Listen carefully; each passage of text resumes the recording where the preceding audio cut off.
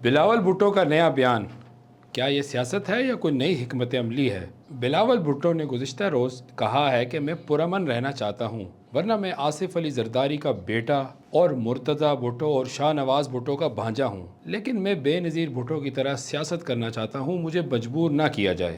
اس بیان نے سیاسی حلقوں میں نئی بحث چھیڑ دی ہے۔ تجزیہ کاروں کے مطابق بلاول اپنے خاندانی پس منظر کا حوالہ دے کر یہ پیغام دینا چاہتے ہیں کہ وہ صرف مفاہمت تک محدود نہیں رہیں گے، جبکہ کچھ تجزیہ کار اسے محض ایک جذباتی اور سیاسی انداز گفتگو قرار دیتے ہیں، نہ کہ کسی عملی حکمت عملی کا اعلان۔ اس بیان کے بعد بلاول بھٹو نے یہ بھی وضاحت کی ہے کہ جب انہوں نے ریاست کا ذکر کیا تو ان کی مراد اسٹیبلشمنٹ نہیں تھی، تاہم ناقدین سوال اٹھا رہے ہیں کہ پھر ان کا اشارہ کس جانب تھا۔ تجزیہ کار یہ بھی کہتے ہیں کہ آصف علی زرداری کی مفاہمی سیاست نے انہیں 2 مرتبہ ایوان صدر تک پہنچایا، اس لیے بلاول کو بھی جذبات کی بجائے سیاسی توازن اور حکمت عملی کو ترجیح دینی چاہیے۔ کچھ مبصرین کے مطابق پیپلز پارٹی کی توجہ اس وقت آزاد کشمیر سمیت مختلف سیاسی محاذوں پر اپنی پوزیشن مضبوط کرنے پر ہے، جہاں مسلم لیگ نون کے ساتھ سیاسی مقابلہ بھی اہم ہوتا جا رہا ہے۔